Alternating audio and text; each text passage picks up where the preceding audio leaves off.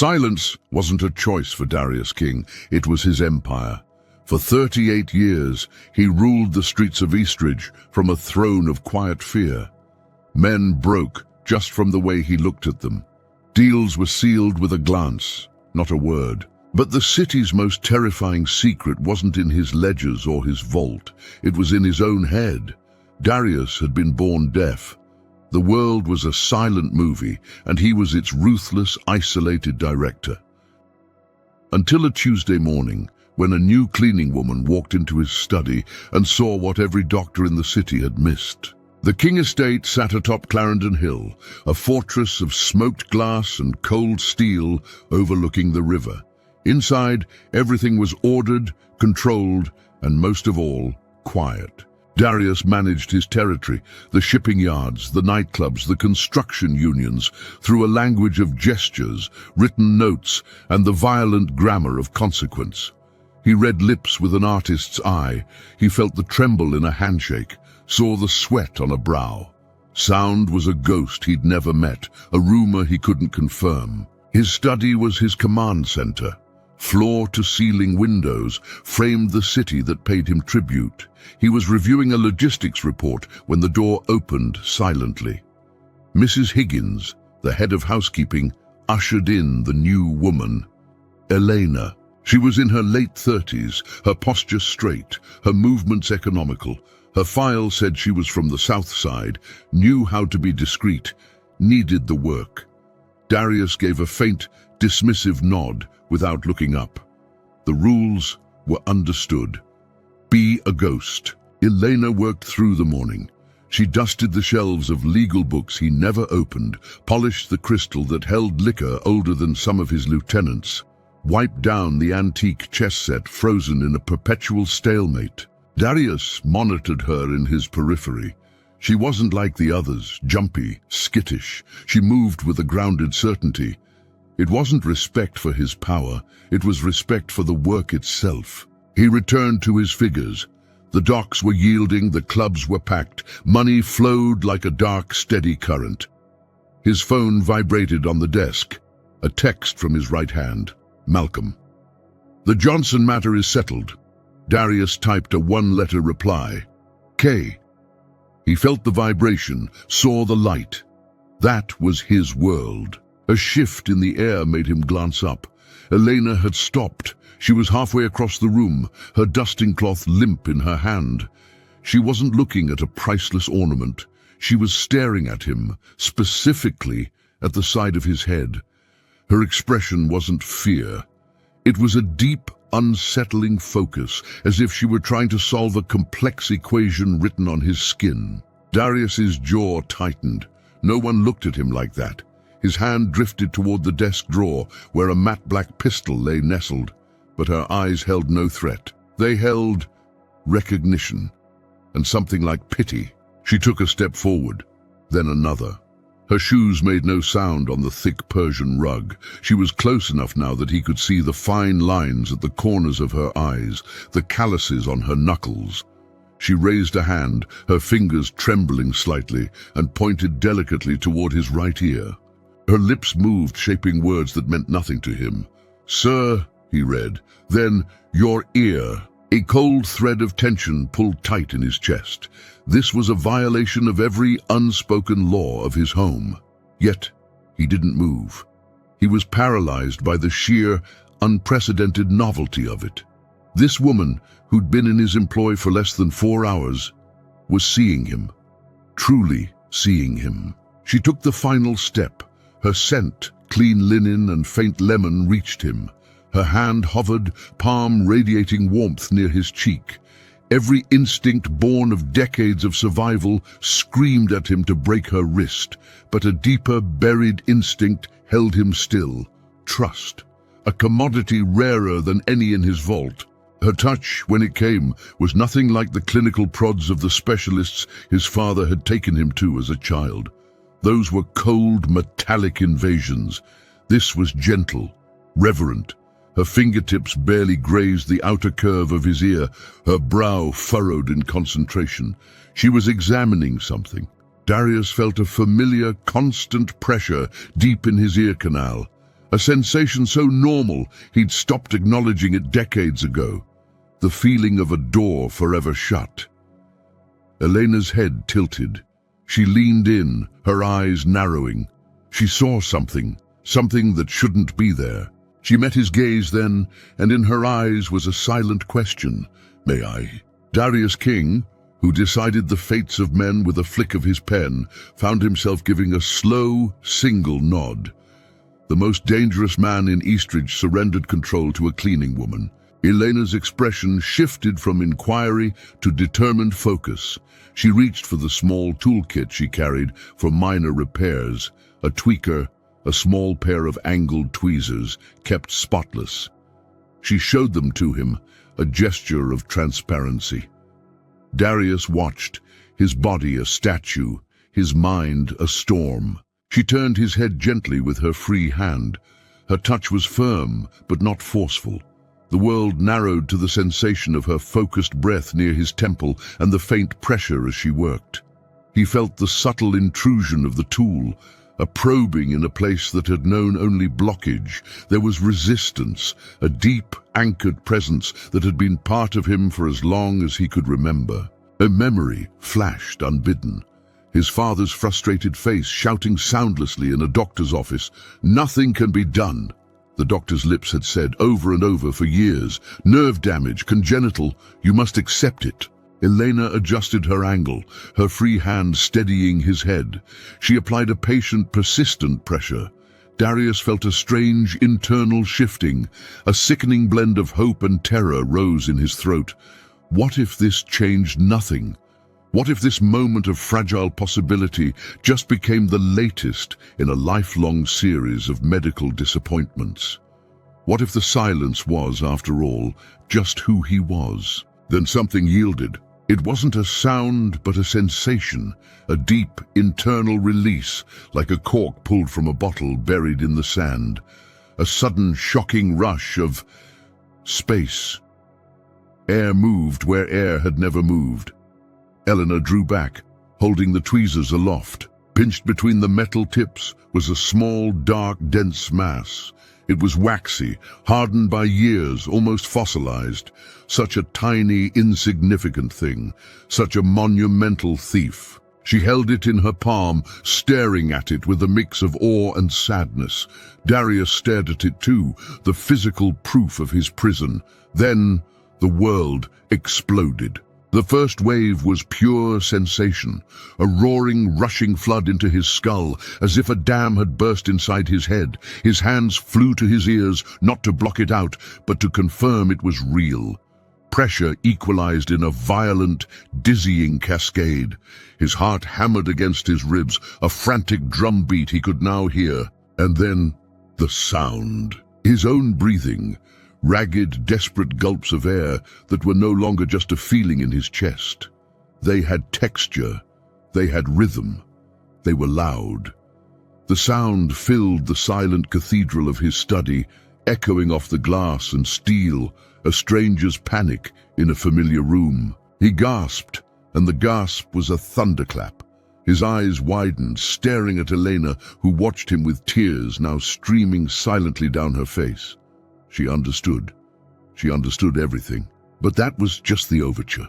The grandfather clock in the corner, a piece he'd inherited and ignored, began to speak. Tick, tock, tick, tock. Each beat was a precise metallic hammer striking the anvil of his consciousness.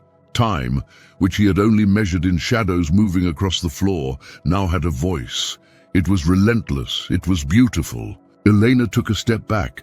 The soft sole of her shoe scuffed the marble floor by the rug's edge. Scritch. He flinched as if struck. Such a simple, mundane sound. To him it was a gunshot in a chapel. Then the city poured in. Through the thick, insulated glass, a symphony he never knew existed fought its way to him. The distant, mournful wail of a train horn down by the river yards. The layered, chaotic tapestry of traffic, engines, horns, the faint squeal of brakes, the deep-throated growl of construction machinery several blocks over. It was chaos. It was life. It had been playing without him for 38 years. He stumbled to his feet, his legs unsteady. The leather of his chair groaned in protest, a sound rich and organic. The fabric of his suit whispered as he moved. The papers on his desk rustled like dry leaves. Every movement generated a new note in this overwhelming concert. He looked at Elena, his mouth agape. He tried to speak, to give shape to the tsunami of gratitude and shock. His voice, unused to being heard by its own master, emerged as a broken, raspy whisper. The vibration in his own throat, the shaping of air by his tongue, he heard it. The feedback loop of his own existence was suddenly, miraculously closed. He sank back into the chair, overwhelmed, drowning in a world made new. Elena, this quiet woman from the south side, had done in moments what a parade of expensive experts had declared impossible. She had not just cleaned his ear, she had opened a door to the universe. But as the initial sensory tsunami began to recede, leaving behind a shimmering new reality, a colder, darker current pulled at Darius's mind. If something so simple, so physical had been the lock, why had no one ever found the key? The gratitude curdled, mixed with a slow-burning, familiar fuel, suspicion. Dr. Arlen, the family physician for 25 years, the renowned otologist, the man who had looked him in the eye every year since he was a boy and, with practiced sympathy, told him the same silent lie. Permanent, neurological, acceptance is the only path. Darius's newfound hearing sharpened. He could hear the blood pumping in his own ears, a rhythmic pulse that now sounded like a war drum. Someone had failed him, and in Darius King's world, failure was never an accident, it was a choice, and choices had consequences. The drive to Dr. Arlen's office was a baptism by fire. Darius sat in the back of his silent running town car, the partition up, his world unraveling. The vibration of the engine was no longer just a hum through the leather seats. It was a complex, grinding roar. The tires on asphalt created a constant shushing rhythm. Every pothole was a jarring thump-bang that made his teeth clench. He rolled down the window a fraction. The city assaulted him, snippets of conversations from the sidewalk, invisible and intimate. A baby crying from a passing stroller, a raw, piercing sound that drilled into his chest. The clang-clang of a distant garbage truck. It was overwhelming, beautiful, and terrifying. He had spent a lifetime reading the city's body language. Now he was hearing its chaotic, unfiltered soul. His driver, Leo, glanced in the rear view. Darius saw the question in his eyes, the confusion at the open window. Leo had driven him for 12 years in perfect, mutual quiet. Darius gave a slight shake of his head. Not now. The fortress walls weren't just breached. They were gone. The medical complex was a tower of steel and ambition. Darius's footsteps in the marble lobby were gunshots to his own ears. He heard the click of a receptionist's keyboard 3 desks away. The muffled whir of the elevator arriving sounded like a spacecraft docking. He entered, alone. Dr. Edwin Arlen's practice occupied the entire 12th floor. Ear, nose, and throat, advanced neurotology. The plush waiting room was a tomb of subdued wealth. Darius didn't sit. He stood at the window, watching the silent city he now heard, waiting for the man who had labeled his silence permanent. The door to the inner office opened. Darius, come in. Dr. Arlen's lips moved. But for the first time, Darius heard the voice that went with them. It was smooth, cultured, slightly nasal, a voice of absolute authority. Inside the examination room, the sounds were clinical and sharp. The rustle of a fresh paper sheet on the chair, the metallic snick of the otoscope being assembled, the high-frequency whine of its light. Darius took the seat, his posture rigid. "So what seems to be the issue today?" Arlen asked, his back turned as he prepared. Darius's own voice, still unfamiliar in his head, felt rough. "My ear, the right one." Arlen turned, the practiced, concerned smile on his face. It didn't reach his eyes. Darius could hear the man's breathing, steady, but a fraction too quick. He could hear the faint, sticky sound of his lips parting. Nerves. "Let's have a look." Arlen approached. Darius tilted his head. The doctor's fingers, cold and clinical, positioned his head. The otoscope probe entered his ear canal. The silence in the room thickened. Darius heard Arlen's breath catch, heard the subtle, dampened "oh" that escaped the doctor's throat, heard the slight tremor in the man's hand as he adjusted the scope, peering deeper. The professional composure was cracking, and Darius could hear every splinter. Arlen pulled back slowly. He set the otoscope down on the metal tray. It clattered, betraying unsteady hands. He didn't turn around immediately. He was buying time, assembling a lie.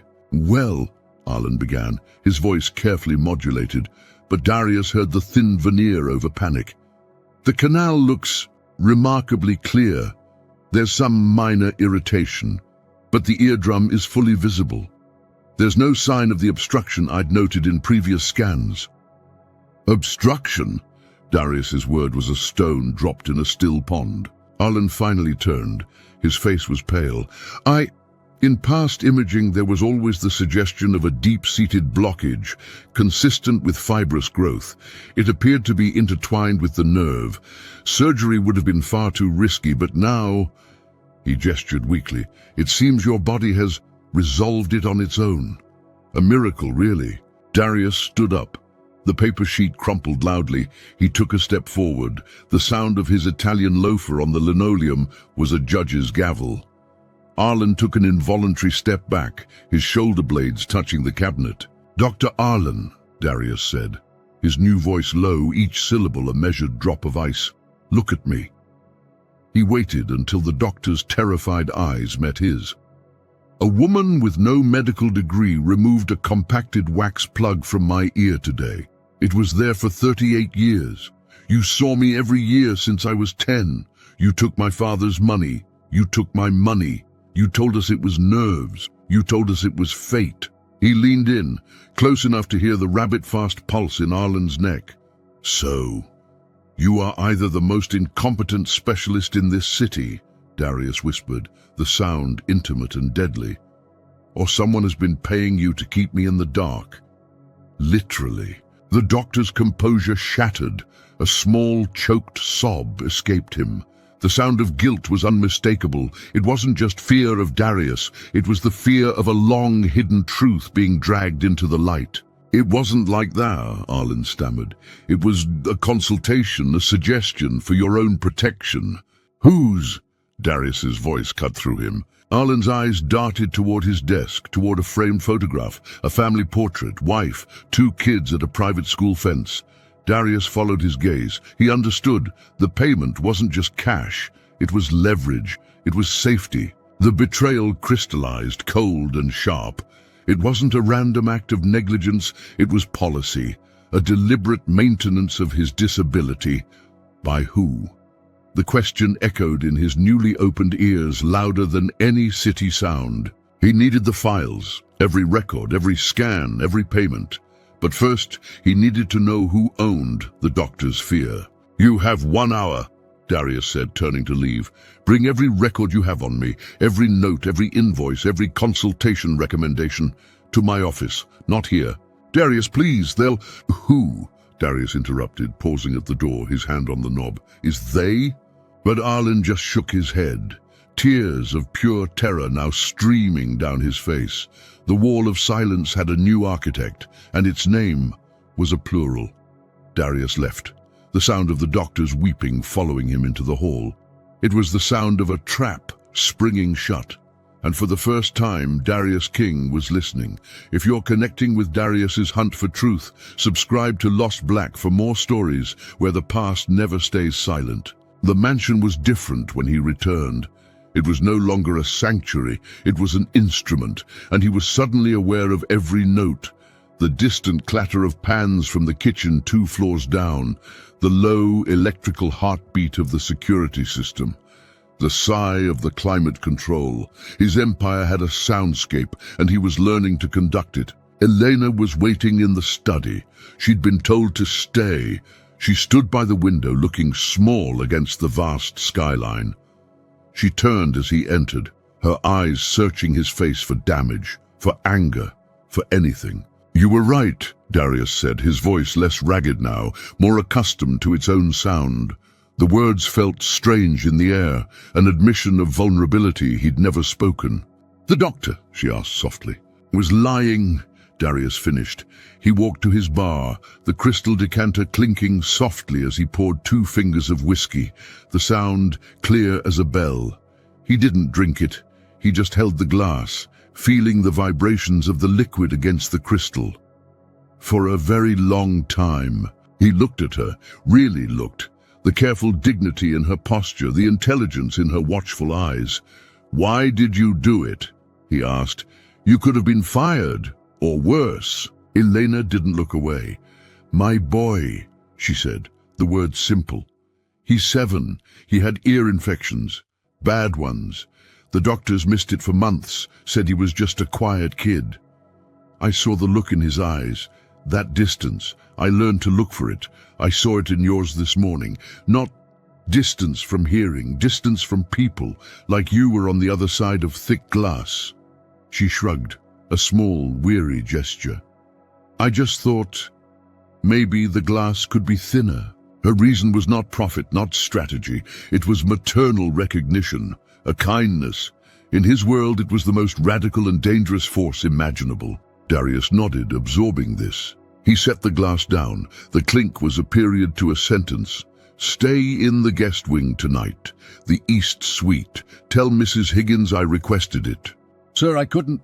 "It's not a reward," he said, his tone leaving no room for debate. "It's security. If someone paid to keep me deaf, they won't be happy that I can hear.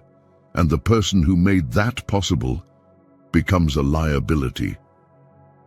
He saw the understanding and the fear dawn in her eyes. She had stepped into a shadow war she never knew existed. An hour later, a nervous courier delivered a sealed archive box from Dr. Arlen's office.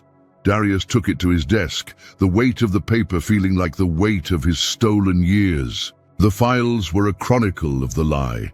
Annual reports, all nearly identical, profound sensorineural hearing loss, congenital, prognosis, permanent, management, auditory rehabilitation, lip reading, recommended. No surgical intervention advised.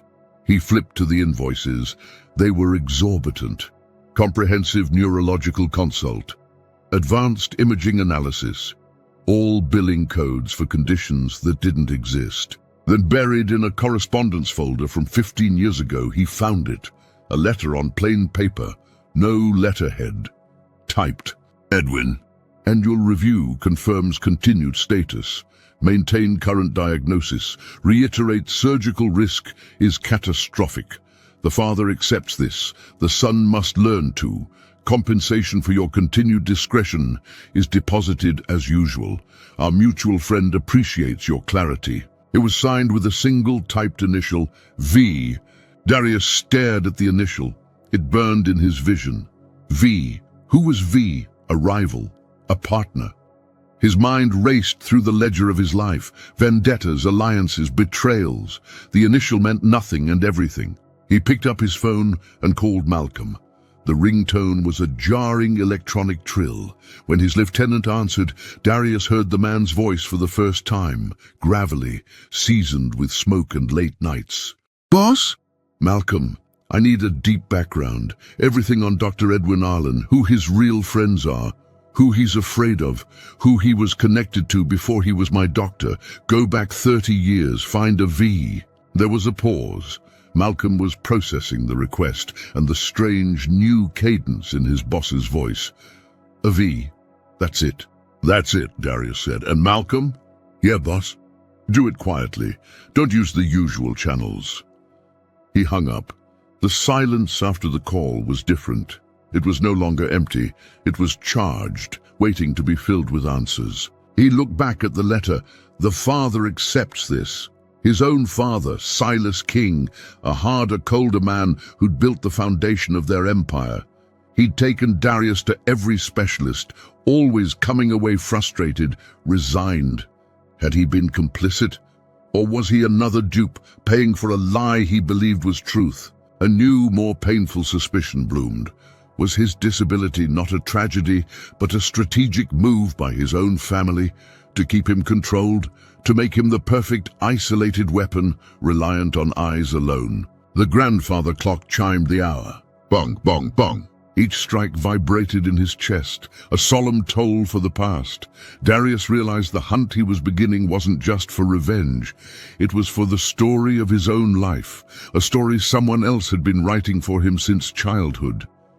And chapter 1 was a lie. A storm rolled in from the river, painting the city in streaks of grey.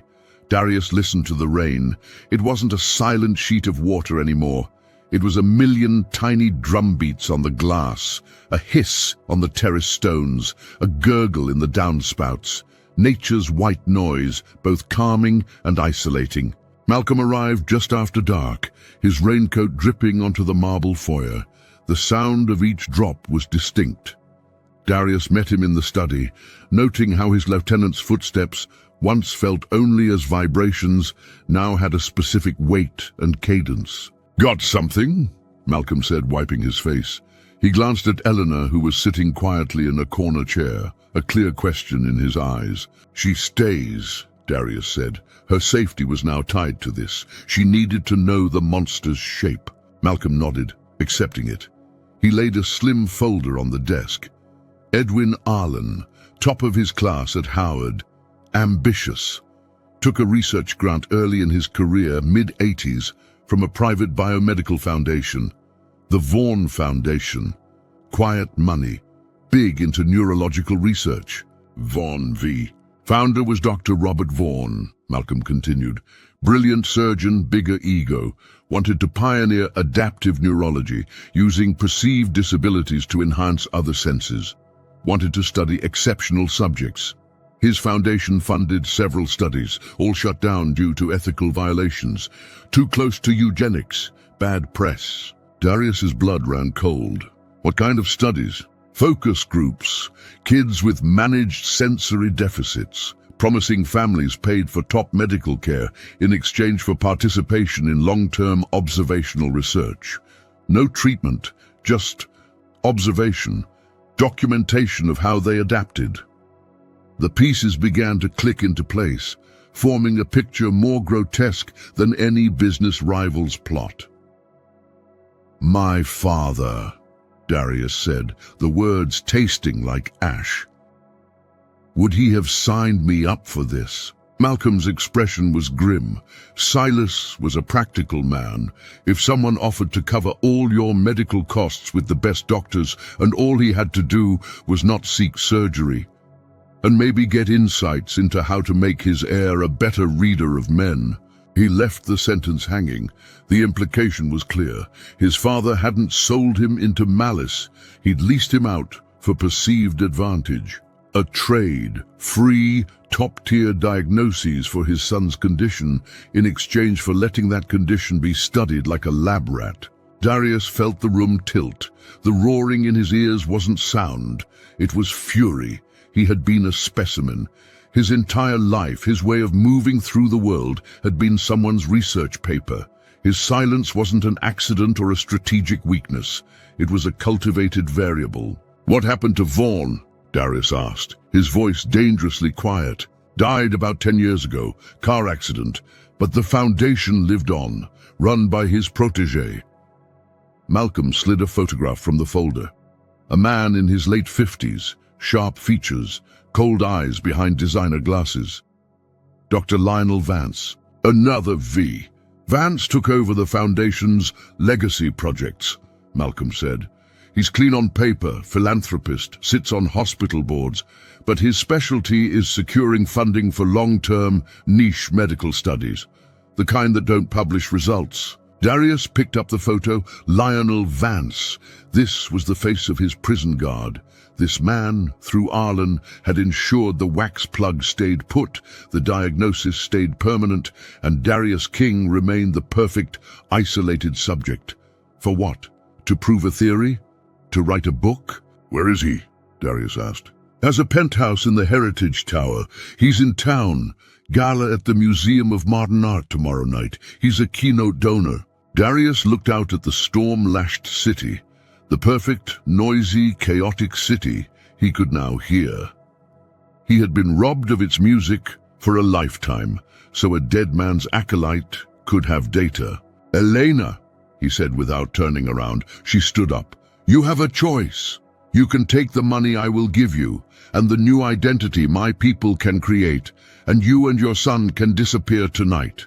You will be safe and comfortable and far from this." "Or," she asked, her voice steady. He finally turned to look at her. "Or you can stay, and tomorrow night you can come with me to a museum. You can look the man who kept me in a cage in the eye, and you can hear me ask him why." He saw the fear in her, the primal urge to grab her child and run, but he also saw the fierce, unyielding sense of justice that had made her reach for his ear in the first place. The same instinct that wouldn't let a child suffer in quiet distance. "I'll need something to wear," she said simply. A faint, almost imperceptible smile touched Darius's lips. It wasn't a smile of happiness, but of grim alliance. He nodded to Malcolm. "Get her what she needs.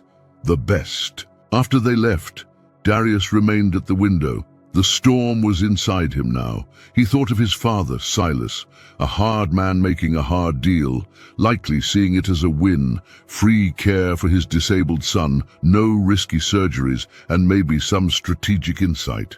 He never knew he was feeding his heir to intellectuals who saw a human being as a fascinating case study.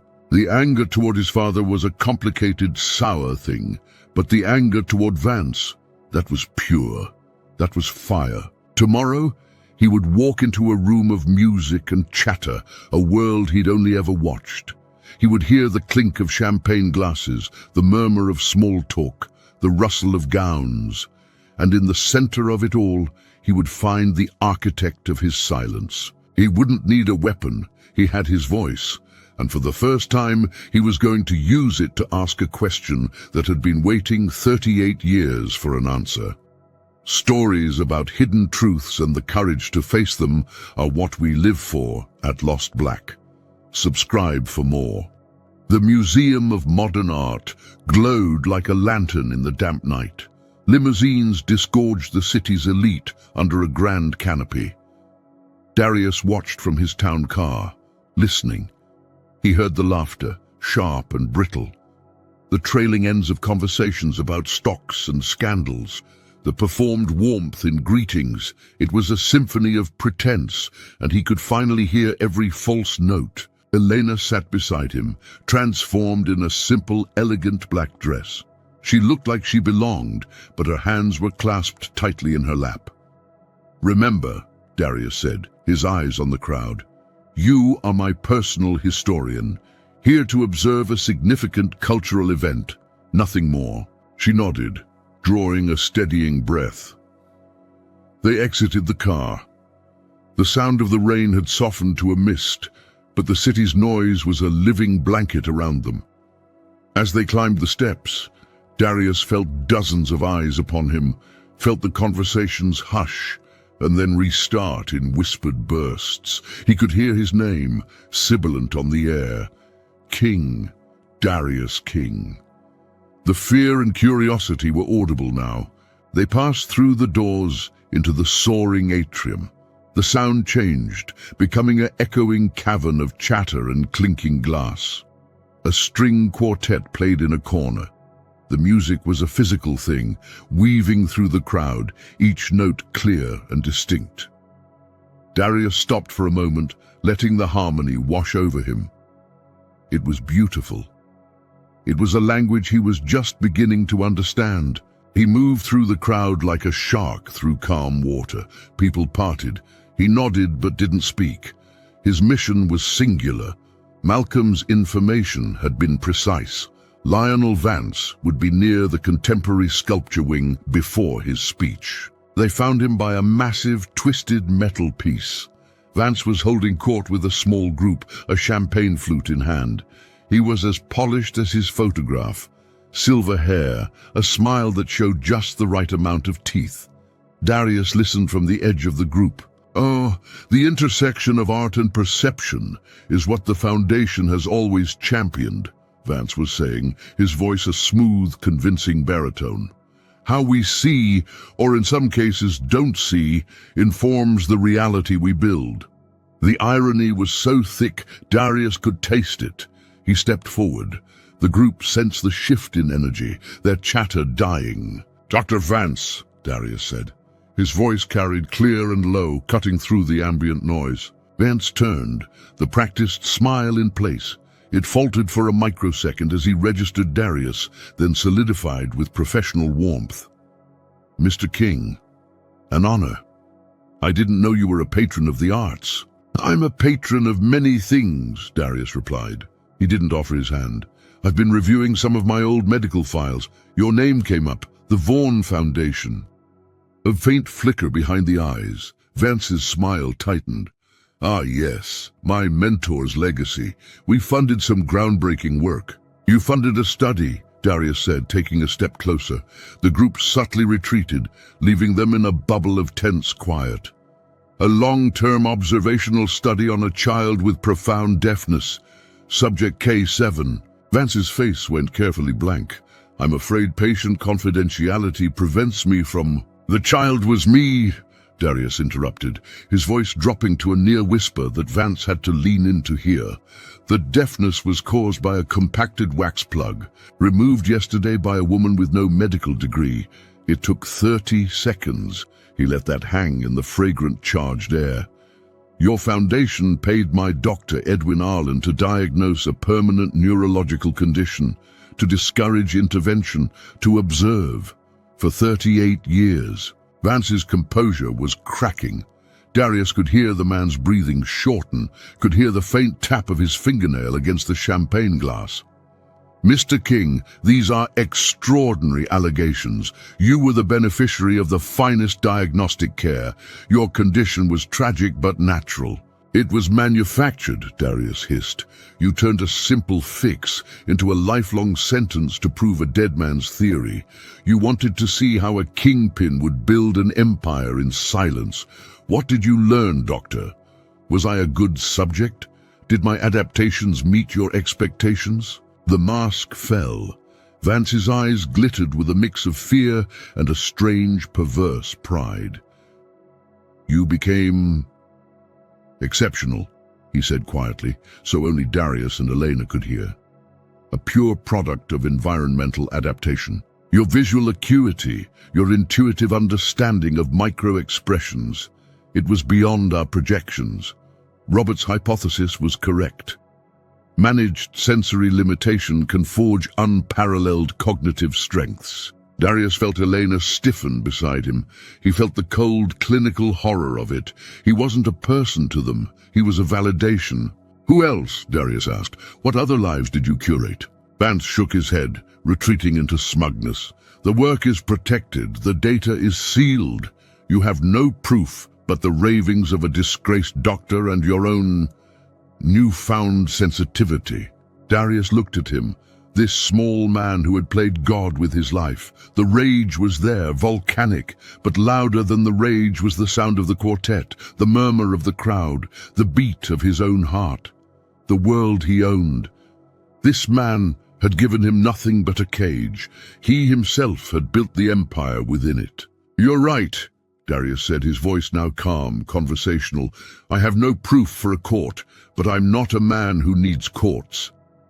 He leaned in, his final words for Vance's ear alone. "You studied fear in others. Now you will live inside it. Every sound for the rest of your life will be me. You will hear my footsteps in your hallway when no one is there.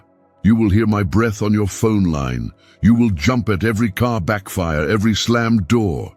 I will be the soundtrack to your nightmares, and you will know it's me, because I own the silence and the noise now." He pulled back. Vance's face was a sheet of white, his arrogant confidence shattered, replaced by primal dread. Darius had not threatened his body. He had threatened his mind, his peace. Darius turned, offering his arm to Eleanor. She took it, her hand firm. They walked away, leaving Vance trembling by the twisted metal sculpture, a hollow man. In the car, the quiet was different. It was peaceful. Helena finally spoke. What will you do? Darius looked at the city lights streaking by, listening to their silent song. I will hear my life, he said. Every part of it, the good and the terrible. He looked at her. And I will make sure no one else pays for a cure with their past. The silence between them was no longer empty. It was full of understanding. She had given him back the world, and in doing so, she had shown him that power wasn't in the fear he inspired, but in the humanity he had, for so long, been forced to lock away. The deaf king was gone. The man who could hear remained. And his story was just beginning.